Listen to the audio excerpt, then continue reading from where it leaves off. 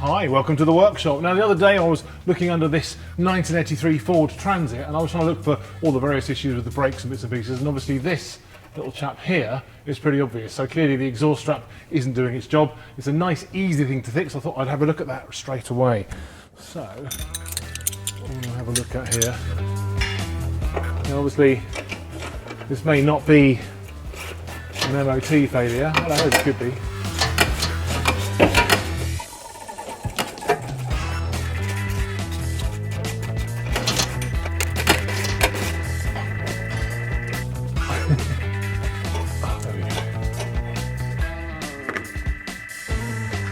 The other end here as well, which is some kind of square bolt, coach bolt.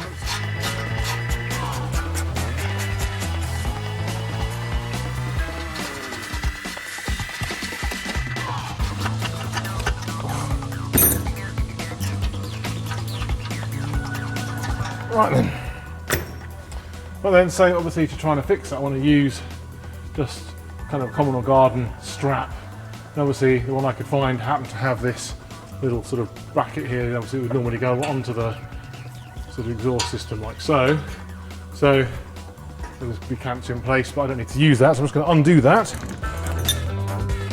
the end of the day, you've just got to work with what you get, haven't you? I couldn't even use that, couldn't I? Right then, so I'm going to go up there.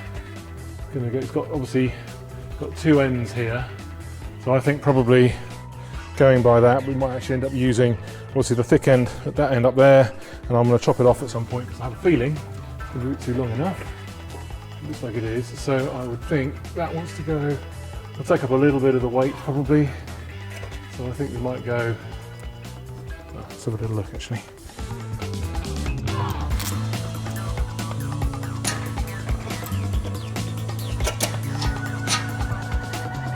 Really doing anything, I think we'll go to that one up there, but what I might do is leave that one just in case. I might just chop it off there.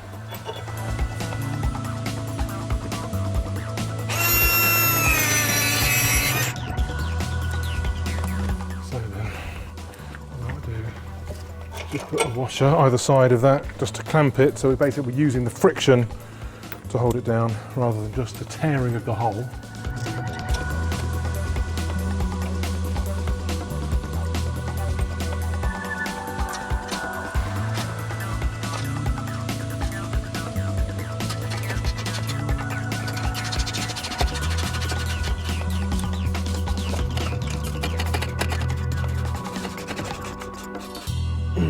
Right then, look at that, lovely. So that's another job done. And even though it's actually a really easy job to do, obviously when you've got a ramp, it's still very satisfying because the van is now one job closer to passing its MOT test. Now, the next thing I'd like to do is a bit of an experiment, and I'd really appreciate your help with this. So the last episode, doing all the brakes, was basically feature length. It was nearly an hour and a half long, and thankfully, those of you who watched it, and thank you very much for that, seemed to mostly enjoy all of the detail and the huge list of jobs, even though it was actually technically quite a simple job. But there was a fair chunk of you who didn't bother to watch it because you felt it was too long. Interestingly, my most recent episode, where I finally get around to trying to start this wonderful Ferrari engine, was just shy of an hour and evidently much more popular. So my experiment is the rest of this video is going to be a condensed version of that near hour and a half. I'm going to try and go for maybe halfway on that. And I just really like to understand what you think of that. So if you could leave your thoughts in the comments as to which one is better and to why, that'd be rather fantastic. So over to you, Ed. Well, thank you, Ed. Now, I don't remember it, but I may have had a recent bump on my head, or this might be a hallucination, or a fever dream. But I do distinctly remember phoning up Roadrunner for some motor trade insurance, and then somewhere along the way, I ended up talking to a giant squirrel about converting an ice cream van into a fur-covered road trip mobile. Now, whatever happened and however I got myself into this mess, I've now got to actually transform this 1983 Ford Transit ice cream van. Shouldn't be too hard, but the big squirrel did give me a list of nutty things I have to do to this van, starting with actually making it safe to drive around the country. But he also wants me to swap out the diesel engine powered ice cream machine for a tea maker, and also make the seating arrangements better for his massive tail and perhaps the odd passenger.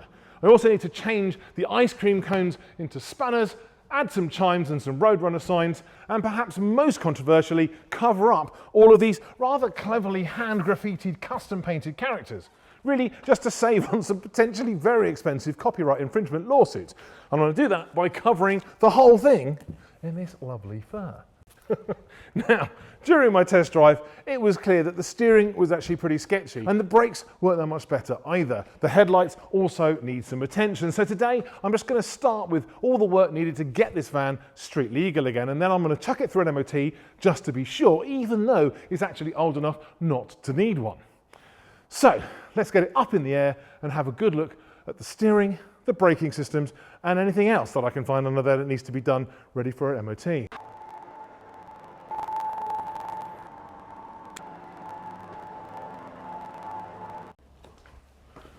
Right then, so seeing as we're here, I guess have a little look at the handbrake, because obviously, as we remember, that doesn't work at all.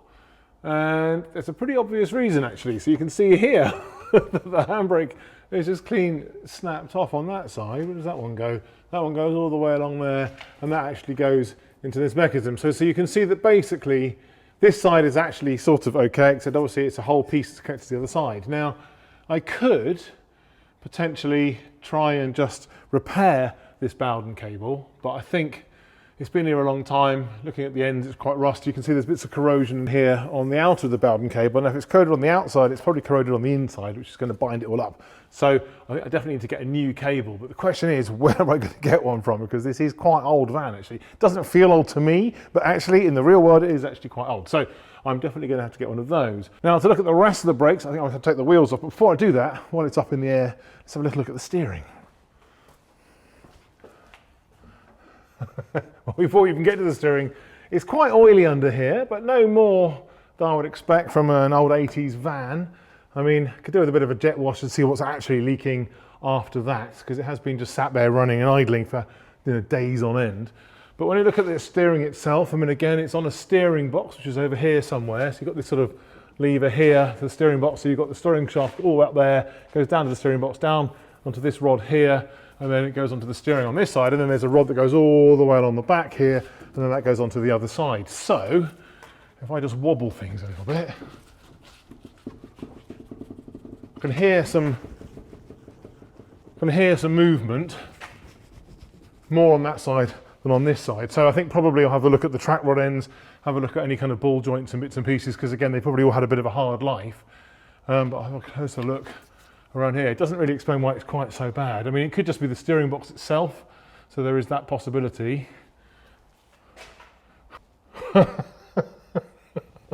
That's not brilliant. So you can see there's a bolt at the top here, but the ones on either side aren't there. So presumably when this is moving, the whole thing is moving around. That's a bit terrifying. So I'm glad I saw that before I did all the test driving. Anyway, that can't be a good thing. So we've got loose ball joints in places, obviously, but actually we've got a loose steering box. So I think before I do anything else, I'll tighten all of that up. I'll also have a look at the kind of, maybe there's a join between the steering box perhaps into the dashboard. Maybe that's not helping either. But of course, also it's all manual. There's no power steering on this. So I still want to think about that, whether there's a way of doing that easily and simply, so it's a bit easier for spanners to drive around the countryside. So, okay, so the steering needs some kind of attention. That's fine. Hoping if I bolted everything up, it might actually work a bit better. And as far as the rest of the suspension is concerned, you've got these good old tough leaf springs. They're not going anywhere. They've got thousands of years of life left in them on both sides. The shock absorbers, well, I'd say that these dampers are kind of, well, they look okay. I mean, they're basically a little bit corroded, but they look quite robust. There's no weeping and there's no moisture showing, which means they're not leaking, or at least they haven't leaked for a long time, put it that way. So they seem okay as well. And as far as the brakes are concerned at the front, you've got your sort of flexi pipes here. I mean, they look old, but in reasonable nick. And again, the pipes, the solid pipes are actually okay as well. But then actually the calipers on the front, it's got discs on the front, drums on the back. So it's quite sporty, you know, and obviously, anyway, I'm really going to see inside there is by getting the wheels off.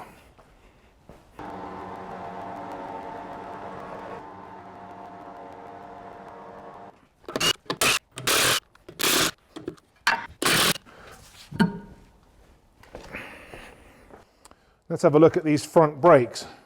Well, you know what, I mean, compared to kind of modern vehicles, the calipers are quite small. It's only a single pot, like a big pot, but it's only a single one, and you've only got quite a thick disc, but it's actually small in diameter. So the braking power on this isn't going to be spectacular, to be honest, but it's going to last a long time, and this disc is so thick. And I don't know how long ago it was changed, but there's almost no lip at all that you can perceive on the edge of the disc. So I might just kind of grind that off with a grinder just to make it easier to get the new pads back in. But actually, looking at the pads, I mean, this side, just to the eye there, looks slightly thinner than this side, but both got tons of meat still on them. So I think they don't need to be changed, but it'd be nice to know for sure that there's nothing seizing up there. So maybe take everything apart, grease it all up, put it back together again. And I think the front brakes are probably going to be good to go. And I'm guessing the other side will be as good as this, but I will check that. But I think what I'm worried about now is the rear drums. Obviously, they don't do so much of the braking, but of course there is a reason why that handbrake cable snapped, and I wonder what it is.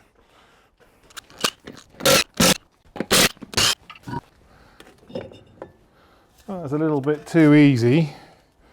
Oh wow, so you can see in here quite a bit of scoring on the inside of the drum here, so really that does need to be changed, or at least machined. I mean, there's still tons of meat on there, so you probably get away with that, but it's going to mess with the calibration of things.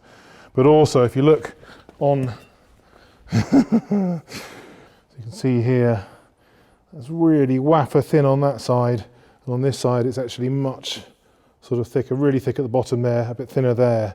So these definitely need to be changed, but also the little slave cylinder at the top there. I mean, slave cylinder, I mean, it actually looks in quite good nick. There's no moisture or anything, which is always a terrible sign, so that's good that this is dry. It could be seized slightly on one side, but also maybe the actual mechanism for the handbrake isn't really working. It comes in here, operates down underneath there, can't really see that in there, and obviously it's all kind of held in the springs here. So I think probably when I change the handbrake cable, obviously we'll make sure that we actually change the mechanism as well. It might be easier to do some of that to see what's going on by taking the drive shaft out. You shouldn't have to do that, so we'll see how we get on. But I think definitely some new shoes on here. I think maybe a slave cylinder just to be on the safe side, and obviously our new handbrake cable. Now, one thing I do need to be aware of is our van is on a changeover year. So in 1983, they had this version and then a slightly sportier version at the end. And the way the parts bin worked back in the day is there are a couple of different options when it comes to shoes and slave cylinders. So I need to measure everything now to make sure I get the right width and the right diameter of the bore to make sure I get exactly the right part. It'd be a real pain to get the bit, and of course they don't fit. So it's definitely worth checking at this stage to save you some grief later on.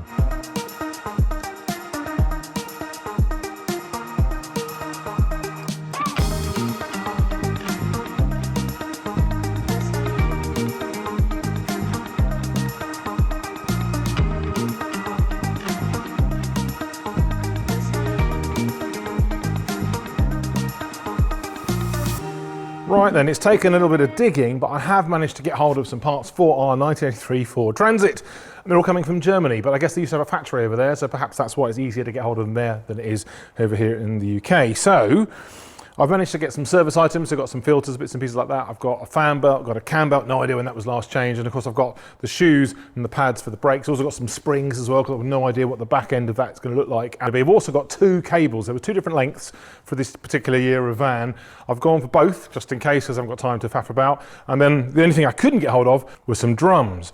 Now, this side, so our near side, is actually in pretty good nick. So I think that was actually fine. It's only the offside one that was a bit tricky. So on closer inspection, having given it a bit more of a feel, I mean, it's mostly a flat surface with the kind of grooves or the scoring kind of into that. Obviously something's dropped in here between the actual drum and the shoe, and it's kind of ground the metal away. But I think there's enough contact, enough sort of flat contact, that means that the new shoes are going to do a good job of stopping, which means I think this drum's going to have to be okay for the MOT. So obviously we'll have to be fingers crossed that they're actually going to be able to get the brakes even at least, but I think they should be okay. So I think while I wait for everything else to turn up, I'll do a bit of cleaning.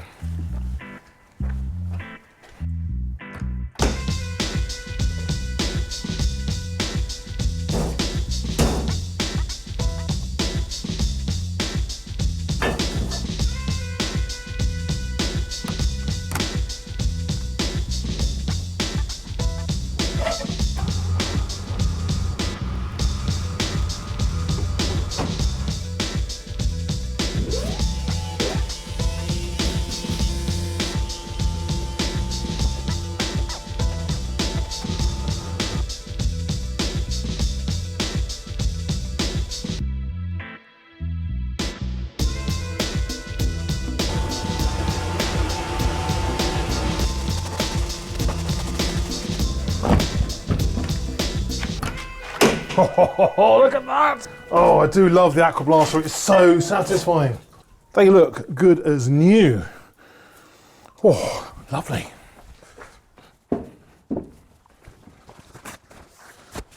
Well, they really do look quite spectacular, don't they?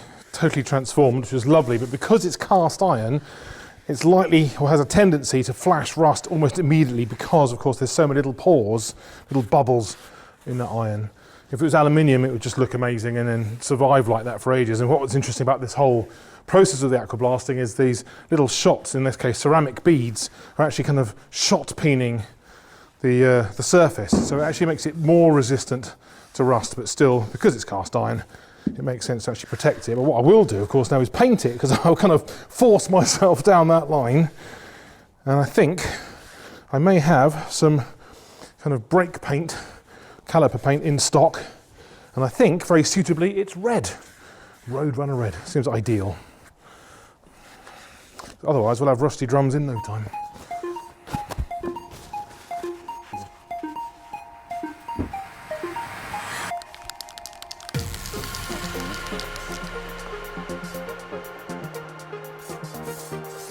A little bit of surface cleaner.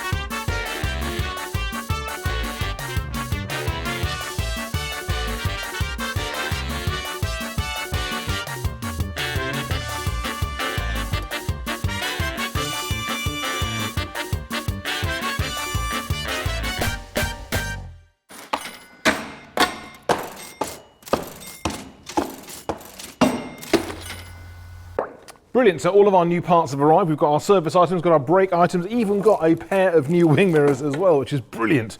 But I can't believe it, we've already hit another snag. Unfortunately, the cables that I bought, so one of each length, seem to have exactly the same part number, which is obviously not ideal, which means I've either got two of the right one or two of the wrong one, which is probably not brilliant. But let's solder on, let's find out soon enough. Let's get on with the rear end. I can put on some shoes, some springs, and one of these cables. The brakes themselves, they're pretty much the same as most vehicles of this era. So you've got your shoes on either side, you've got one slave cylinder there which is pushing those out, you've got a little bar and which kind of holds the shoes correctly apart, but then also got springs pulling them back together again. And of course, because it's the rear axle, you've got the park brake or the emergency brake, and this cable here is going to go into the back plate around, and then eventually goes onto a lever which you can't see, which is behind this shoe on this side, and then on that side, which you also can't see from here, is some kind of auto adjusting mechanism, like a little ratchet. So obviously when you kind of push the brakes and they go into the drums and they slow the car down, then obviously when they come back to take up the slack, this little ratchet kind of moves on each time. So I imagine it's going to be quite wound up because these are quite thin, or at least it is on this side. Well, I can actually see the pin there that holds the mechanism, and I think what's going to happen if I just move this around, yeah, basically I can then remove this spring at the bottom, and that's going to allow it to all kind of come off, hopefully. And the other spring behind there isn't actually a spring, it's the handbrake cable, so we'll come to that in a minute, just in case. So that's the bottom spring, and we've got some movement there. So now, groovy little tool, this little chap here, so basically it just means you can more easily get hold of the cups, and on the back of the back plate here you've actually got a couple of sort of little pins. They don't have any screw thread or anything, they're just literally like almost like a stud. But if you put that on your finger, you can then turn that, you can see there's like a kind of a hole, there we are, inside there, and that little hole is oval, or sort of elongated if you like, and then it just goes that and locks in position, goes that way and unlocks, which is very handy. Same on the other way.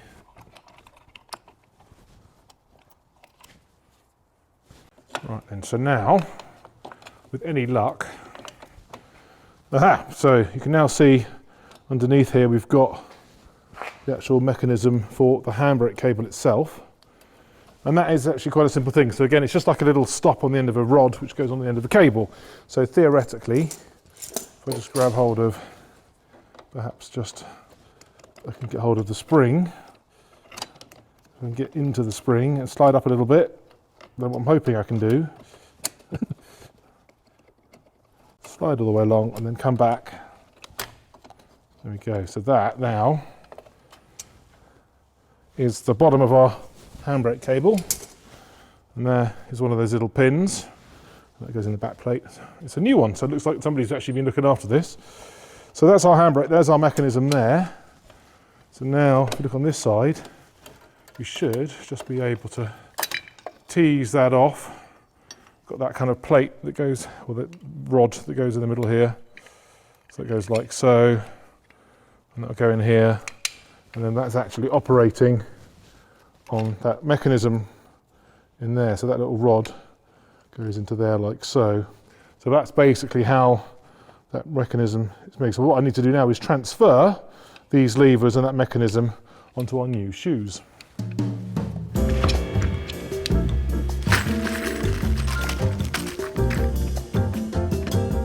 you can see that's our little mechanism right there. Essentially when that pulls that out, you can see it moves. And of course that's pushing that further and further and further out, which is nice. So let's see if we can get that bit off and this bit off.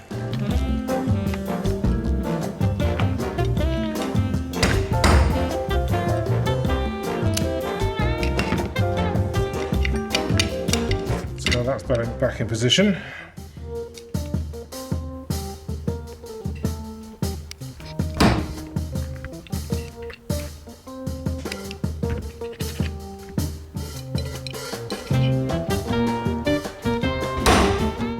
See the serrations there.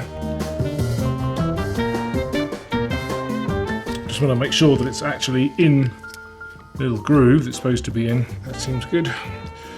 And then that's all working, which is nice. Go like that. So you can see there, if I move that handbrake, it pushes the shoe out at the top there. So that's that sorted. So now we want to just change the springs over. So my new shoes and springs are ready, but before I can fit them, I need to sort out our new slave cylinder as well. And I've got the two different versions, because again, I wasn't sure which one to go for. And you can see actually straight away that it's clearly this one here, rather than the smaller one there. So I have a spare for some other van, should anybody need it. Right, then, so obviously to get our slave cylinder off, I'm going to need to disconnect it from the hydraulic line. But I've got my mirror here just so I can see what's going on. Cars, frankly, it's a little bit difficult to get into. And I can see that the nipple is actually quite far into our cylinder there. So that's actually not so bad, not in the way. And I can obviously see also, I'm going to need to be able to get to the end of that ferrule, if you like. There, that's not too bad actually.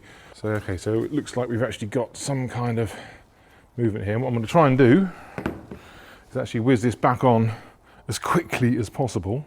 So I've just taken out the dust cover, and then I'm ready. And that'll minimise the loss. Now hopefully this will be finger tight. I'm going to bleed it anyway, but I don't want to get stuff everywhere all over the floor.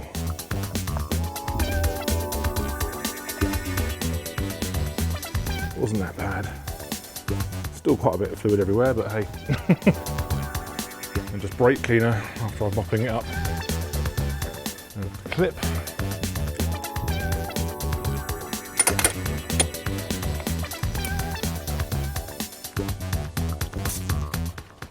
Well, it could have been slightly easier. Something I forgot to mention earlier is a little top tip is when you're trying to fit a C or E clip to something like that, actually fit it first, so you kind of stretch it to the tiny winny bit, and then when a difficult place like that, you eventually get it into position.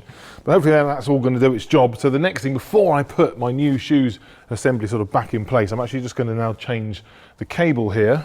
So I'm going to, first of all, when I think about it, is just basically just put a little bit of penetrating fluid on that little bit there. And looking at the new one, or one of the new ones, it's kind of interesting. So we've got, just like this end is obviously it's going to pop into there, it just pushes in by the looks of it. But then what's interesting is it's actually got sort of like two well, two gaps. Obviously we've only got one where the actual kind of, this is going to sit on this sort of little yoke, if you like, that goes off the handbrake itself, or the handbrake lever. And it looks to me like this can actually be sort of handed either side. So I literally it's got a thread here on either side, so it can either be screwed on that way, or I guess it could be screwed that side, which is kind of interesting. So I think the other side, or the near side, is actually slightly longer than the off side. So it's quite neat, but this is cool because this way it doesn't matter which way you fit it, because it will still fit, theoretically. So let's hope it's actually long enough. So first thing, let's just see if we can get this out. Well, that's actually quite nice and easy. So that's good. Bodes well.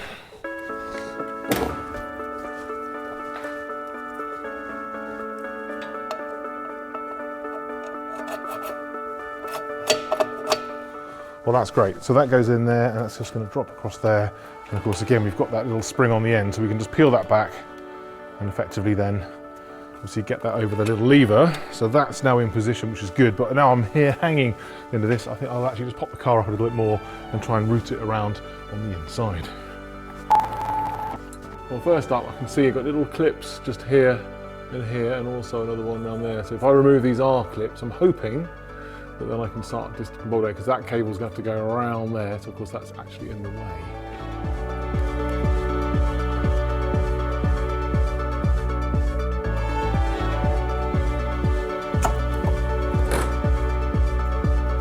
Work that around. Lovely. Get rid of the old one.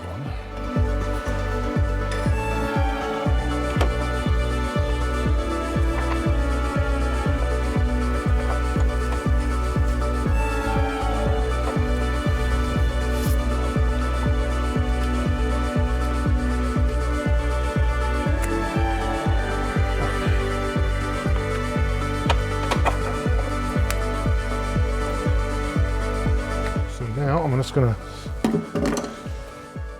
do that one up a little bit.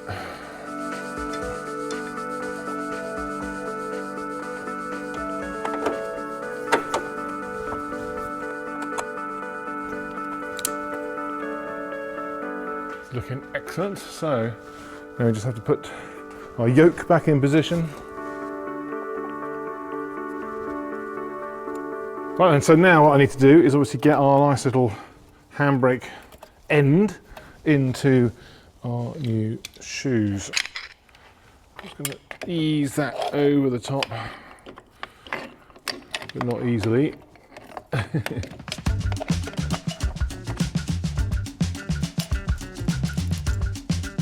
Right, so at least now I've got a fighting chance of getting onto there. Right, that's that in position with these new pins and a special little tool.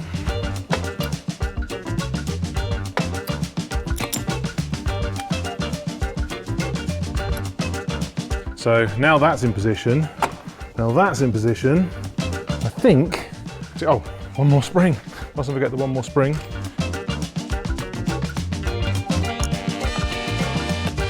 Smashing. So now, got all the springs in the right position. So now hopefully when I put my foot on the pedal, once we've bled it, it's actually going to open and work beautifully. So now I can just pop on a drum and we're ready to go.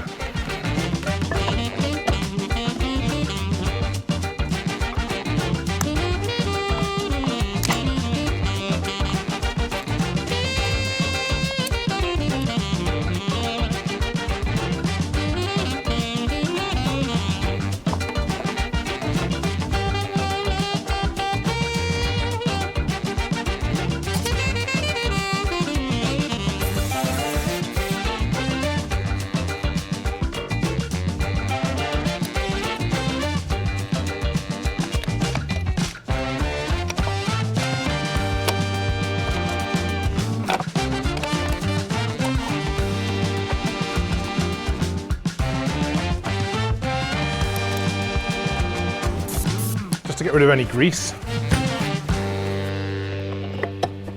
Lovely. Well, I'd say we're a bit more than halfway through the brakes. Now the rears are done and looking very, very spangly, but of course that's made a bit of a rod for my own back because now these calipers are looking a little bit shoddy. So it might be quite nice to take those off and give them a good clean. But I did them a bit of a disservice earlier on because I said that's actually a single pot caliper. Actually, it's twice as good as that. It's got 2 cylinders, one either side. And in fact, you can actually tell that because it's got the 1 bleed nipple, because in fact, there is an actually sort of slightly sportier braking system available on the Ford Transit. And that is a 4-pot caliper, a 4-cylinder caliper. And that you can tell because it has 3 bleed nipples, one sort of either side and one at the top. So it should be slightly easier to fix. And I think we're actually looking at this, the pad's actually looking pretty good nick anyway, but we'll take it all apart and have a better look.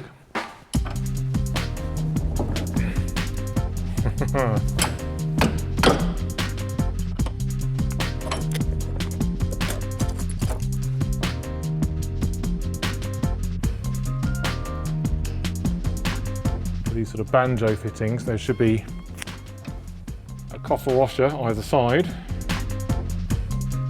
I could, at this point, clamp the hydraulic pipe, but I think this might actually work better. Well, it seems to have worked, which is nice.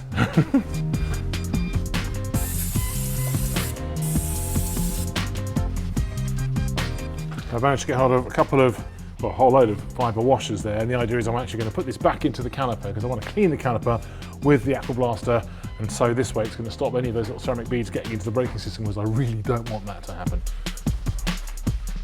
But I really do want it clean.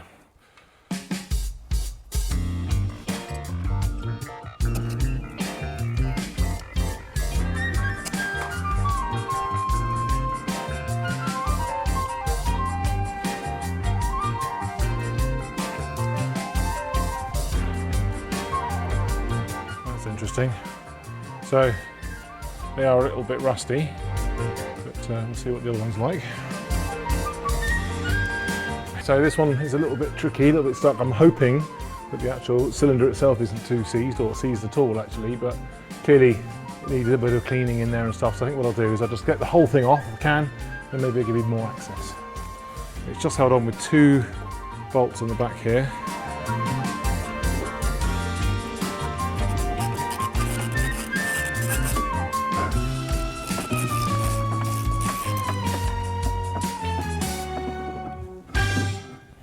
Right then, well, let's get it clean at least, and then we can see what's going on.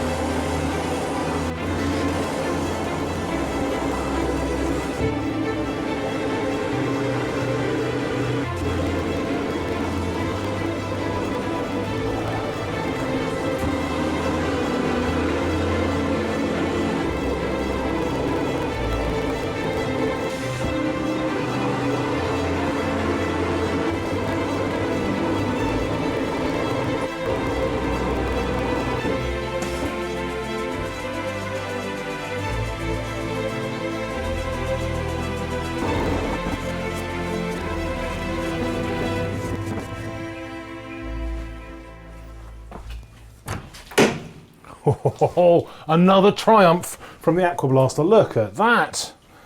Oh, beautiful. So it is actually cast iron. Tell that by the weight. It's going to take the paint beautifully. Lovely. Just the right temperature.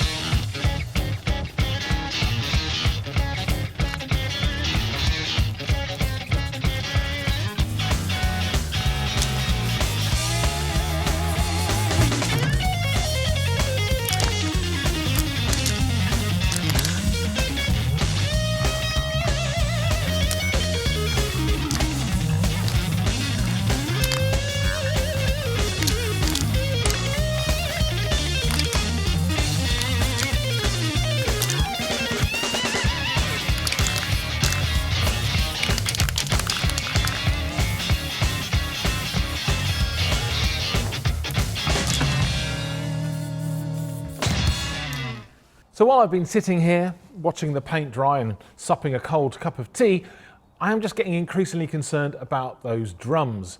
Now I know I said that they're going to be probably fine for the MOT, which is probably the case, but I don't really want to be responsible for sort of sending spanners to his doom on the open road.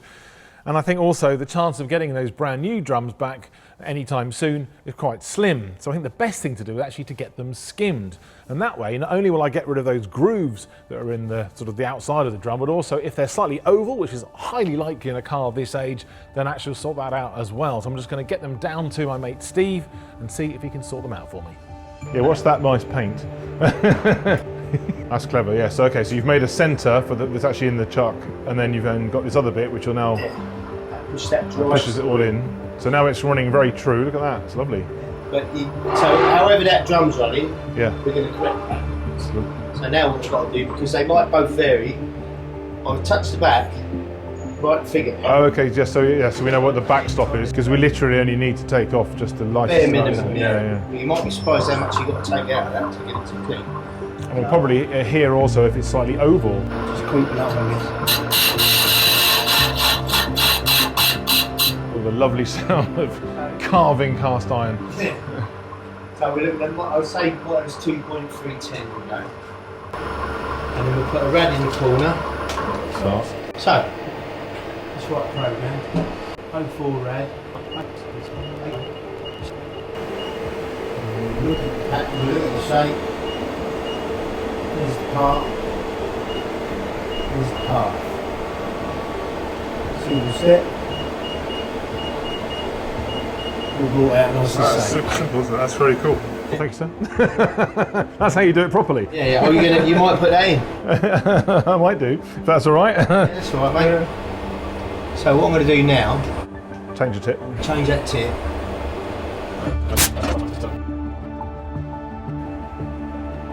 What's your favourite? I mean, because aluminium and brass are very different things. I mean, depending on the alloy, alloy can be nice to cut or. Oh, it can be all puddingy and horrible, stringy. Yeah, you just. Stringy and puddingy, I love that. All right, so how do you describe cast iron then?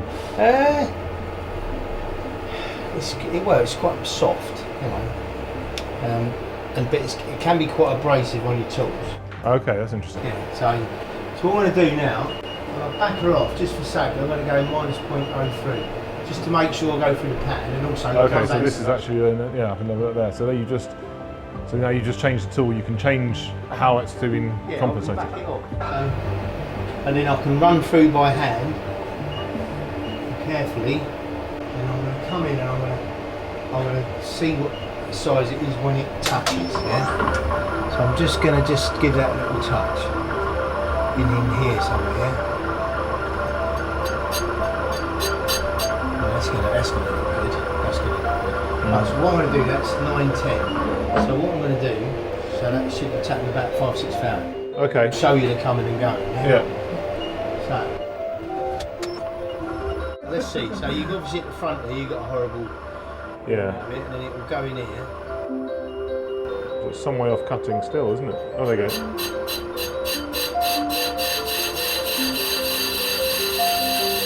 So it is slightly off, isn't it? It's and I guess you'd probably feel that in the brakes as well, wouldn't you? I mean, you'd actually feel the kind of the pulsing. So I have to say, I didn't feel when I drove it. So you can. So that's a little your initial. So what would you do? Speed that up.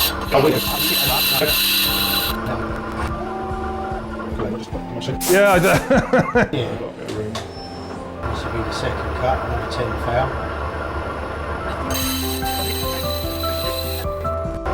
So we can do another.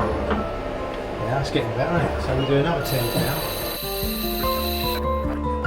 You've got to take the fair. If you want that gone, I've got to take a little bit more, maybe as much as 20 foul. But I mean, it won't hurt to have it all nice. No, okay. They're pretty forgiving. Yeah.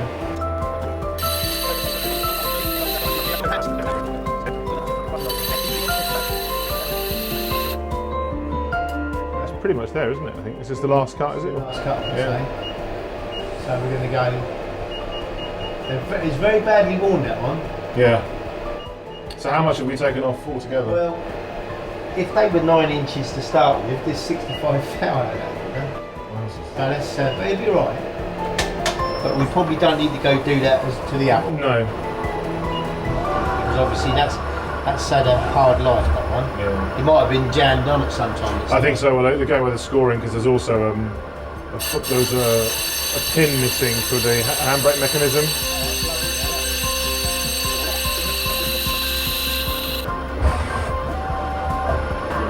That's it. All right, look at that, amazing.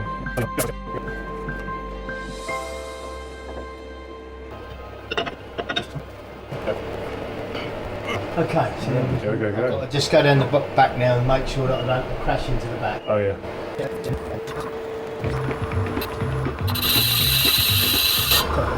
Come out.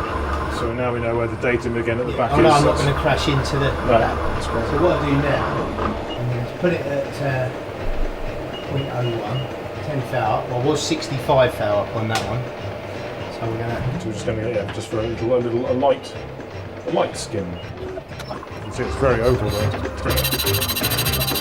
So it was worth doing, even though it looked fine. Actually, it's not in great shape. You turn it round, and if it's coming and going in two places, point out the ovality.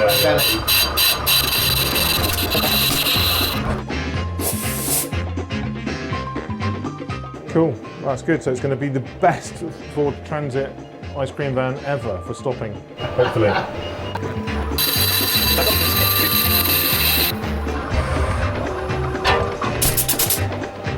little bit there. Just a tiny bit left, isn't it?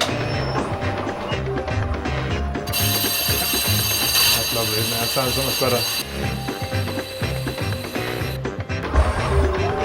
It is a thing of beauty. Wonderful. Take it out now, yeah? Yes, please.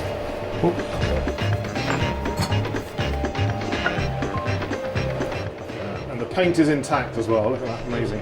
Yeah. Awesome, thank you, sir. That's These look so good on the outside and now on the inside, thanks to the skimming, and they're even going to stop the van properly too.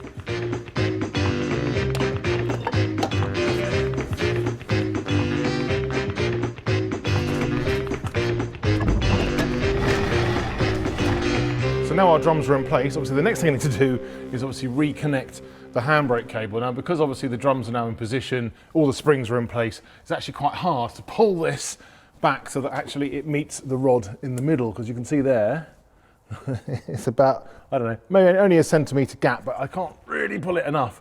So I've got a cunning idea, so I'm just going to use a socket, just pop that in there like so, and then just use the same kind of caliper spreader we used on the front there. And then effectively hoping I can kind of wind this out slightly clumsily, but I think it's going to work. Better than using a ratchet strap or something. And I'm hoping that way now we're actually going to get a little, just enough tension just to start the thing going.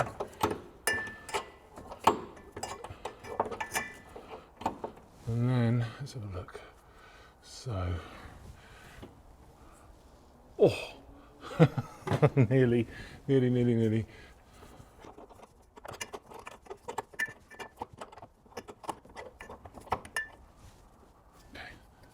Aha. So now it's a right-hand thread, so if I wind that on, it should wind the other one at the same time. Did it? Brilliant. Okay, so I can now wind up a little bit more. Now the thing is, I don't know quite where things have got to be, but at least now that's attached. So then what I want to do is obviously finish the front brakes, and I can bleed the whole system, and once all the system's bled, I know everything's in the right place. Obviously give the brakes a number of pumps during that process, and that way at least all the shoes are going to kind of center themselves and everything, and of course the pads will also end up meeting obviously on the disc. So then once we've got that far, then we can come back here and actually then set the handbrake properly. So it's going well, the rear brakes are done, so let's crack on with the front ones and get them in place as well. So first of all, just going to remove all the masking tape I put on here just to try and stop the bits where the pads are actually going to end up. And just take off my cunning little jig just to hold things. When I was taking everything apart, two of the pads, so one on each caliper, were actually quite stuck in. It looked like everything was a bit seized, but actually it was the pad not wanting to get rid of, well, not wanting to sort of sit right, if you like, in the caliper. And on closer inspection, you can see, looks like, I mean, it's difficult to tell for sure, but it looks like the casting is actually possibly slightly at fault. So it's sort of like there's like a flash line, a kind of where there's a seam in the mould that's sort of actually just getting in the way, allowing some extra material. Now, what I don't understand is why on earth the factory wouldn't fix that in the factory. Why would they put out a product that doesn't work? But I'm hoping I can actually make this work better. So in fact, I'll tell you what I'll do, I'll just do this one as well, because clearly it wants to fall over. So what I'm thinking I'm going to try and do, I'm just going to put the new pads, it could be just like a duff, cheap set of pads maybe. So it might not be all down to the manufacturers, but if it's actually, I've got some pretty good OEM spec pads, so hopefully they should fit okay. And there is definitely a right way and a wrong way to fit them. It's difficult to say until I actually hold it up to you, but there's essentially, I guess, a leading edge and a trailing edge, as you'd kind of expect. Right, so if you look there, you can see this one is actually a bit longer than this side, and so the pad has a little hook over this side here. So what should happen, if I pop the pad in from the top, then this is the wrong way, let's go around that way. So it should fit in there like so, and the other side is correct. So that little kind of hook just there, that should go in there like so. But there's actually a bit of an issue. So if so this pad, this one here, you can see it's just moving backwards and forwards, sort of rocking around. It's obviously it's sort of curved either side. It's like a sort of edge of a circle. So that's actually fine. That's moving around. You're not going to move that much when it's driving, but you want a bit of movement, otherwise it's all going to jam up. When I put this one in, it doesn't seem to want to sit quite where it's supposed to go, and then it just kind of locks up. So it's not something that I think is necessarily I'd recommend all the time, but as I'm going to do it anyway, I'm just going to say, don't try this at home, but I am just going to get a little bit busy with the old die grinder and just remove just a little bit of the material. I'm not going anywhere near the cylinders or anything like that. I'm not going anywhere important. It's just basically the casting that holds the pad, but I can't take off too much, but I just want to try and make it smooth to get rid of this step. Really as little as possible, actually.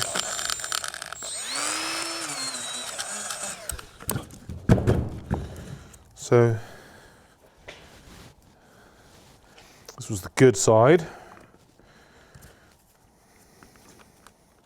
There we go. I mean, literally, it's just, I don't know, not even half a mil. I mean, it's a pretty sharp tool, but that's all it took. So basically, it's just to get it to move like the other side does. So it's just a little bit of actual movement there. And then before I will put it together, because obviously this kit comes with some new pins and springs as well, I'm also just going to get a little bit of brake grease and just put it on that metal surface on either side. So it doesn't get anywhere near the brake friction material, it doesn't get anywhere near the disc. It just sits very, very thin layer, just enough just to keep that movement so it doesn't kind of bind up, and then that way we should have amazing front brakes as well as our amazing new back brakes. This is special grease that's designed for exactly this sort of thing, for assembling your brake parts. So literally a light smear, that should be all that's necessary. I could even put a little tiny bit on the back as well. Oh, lovely. That is going to work an absolute dream, hopefully. There we go. Cool. What I'll do is I'll put them on, or try and wiggle them into place. We may have to adjust some things, but I think we're pretty good. I might have to open them up a little bit as well. In fact, I won't do that just yet. I'll wait till we're completely sorted and we know it's definitely okay.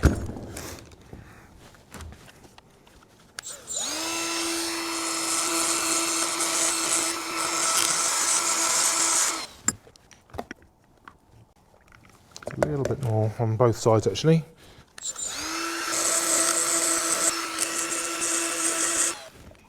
It's amazing, just a little tiny bit is just enough. But it's one of those things where it's not something you really want to be doing, but I think in this case it's clearly what the problem was before.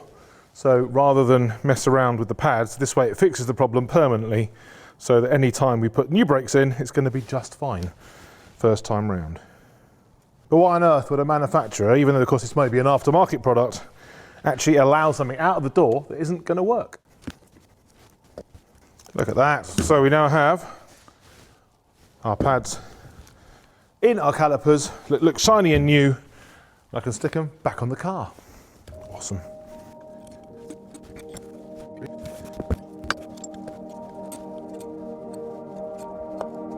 Definitely could do with a bit of a bleed. Look at the colour of that liquid, it's nasty.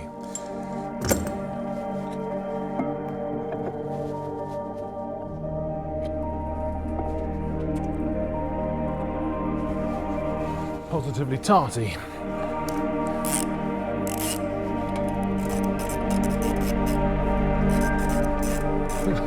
They really do look very good, don't they? Putting the rest of the vehicle to shame, but I guess we've got to start somewhere.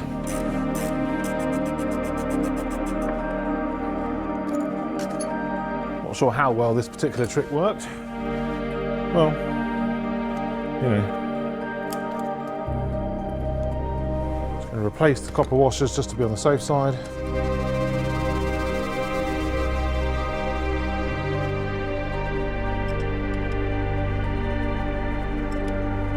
Looking good.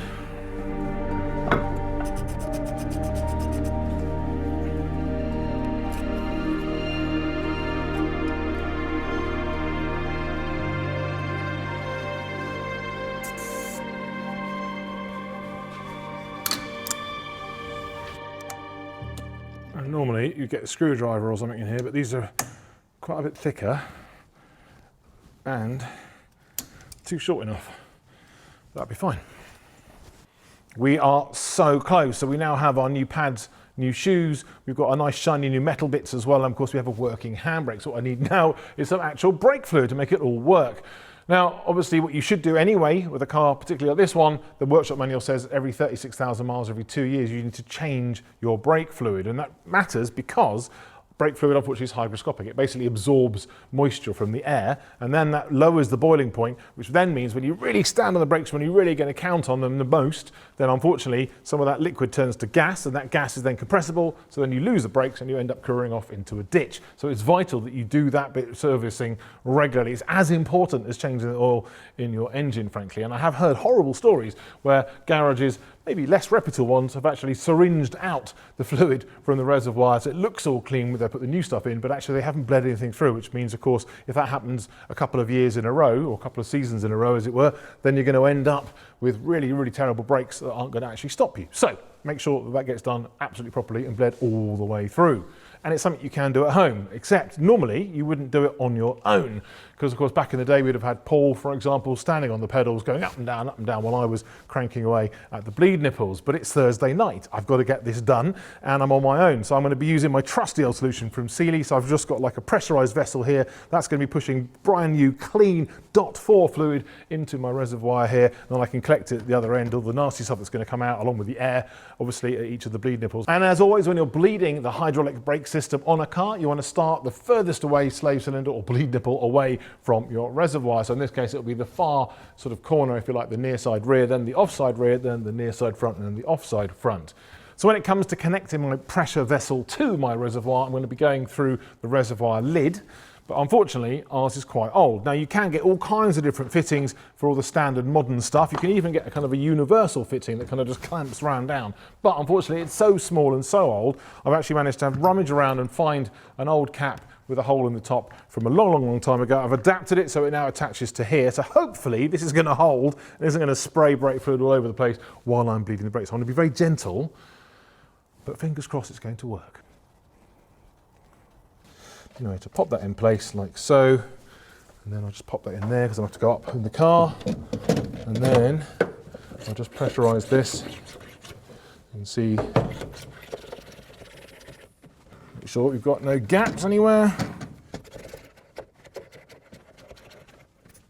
Okay, so hopefully any second now, when I start cracking off the nipples, we're going to end up with brake fluid in our system.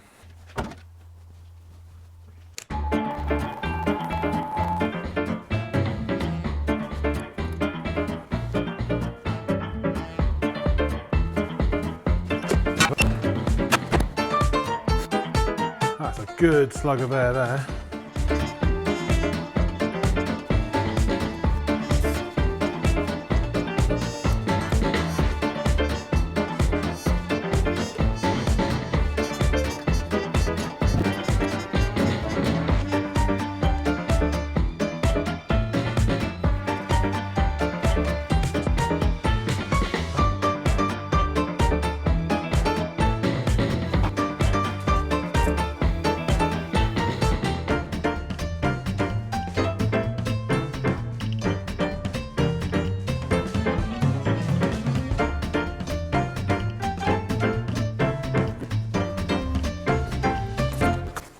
Well, I think that's it. I think we've managed to get rid of all the bubbles and all the old fluid. So now we should be good to go. Right then, so now all I have to do is let off the pressure just by pushing a little button. Look at that. Fantastic. And our reservoir is already full up with fluid.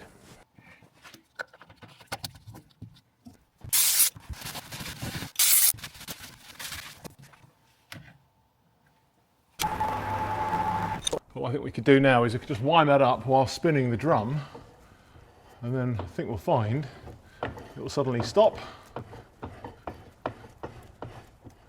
Okay, I would say about there. So I'm going to back off a little bit. I've now got a light drag, so I'll just check the handbrake inside.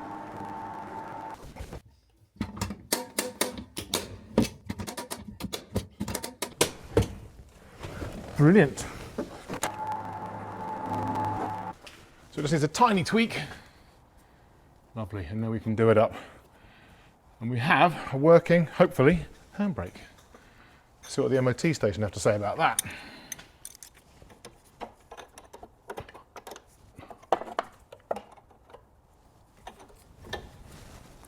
Lovely. And of course, mustn't forget the spring. Well, that's the adjuster nice and tight on the handbrake. So now that's perfectly set. Now, back in the day, your handbrake used to be about 3 to 7 clicks on the handbrake ratchet, and I think you're supposed to get about 16% of the overall braking ability on the emergency brake. It may have changed by now, and maybe that number is completely fiction. I can't remember. But I've just noticed also there's a little graph stuck to the side of the driver's seat pedestal, which actually tells you what the braking is supposed to be on the handbrake, which is quite useful. So one way or the other, I think with our new, nicely kind of machined drums, they're going to work beautifully. I need to bed them in a little bit, so I will go the long way round to the MOT station to make sure that the brakes have got a bit of a fighting chance, but they're looking very smart and very sorted. And the last thing I need to do really on that is just put the wheels back on, but before I do that, I might just try and see if I can find some bolts for the steering box.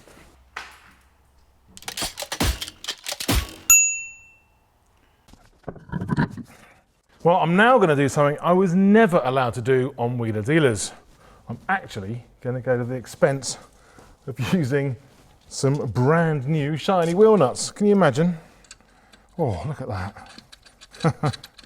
Again, I'm kind of showing up the van, but I think it's worth it. Well, after some very satisfying jobs, the brakes are now completely sorted, although you can't actually tell thanks to the solid wheels. Although my shiny new nuts may give it away a little bit. But the main thing is now when you get in the cab and go for a drive, you'll actually be able to stop with some confidence. In fact, with some urgency perhaps, and you'll even be able to park on a hill. What a novelty. So at least we're some way down the road to getting all the stuff done for the MOT. We just have to sort out the headlights, the floppy mirrors, and I probably need to give it a bit of a service as well. But of course all of that is a job for another day. Right now, I need a tea urn.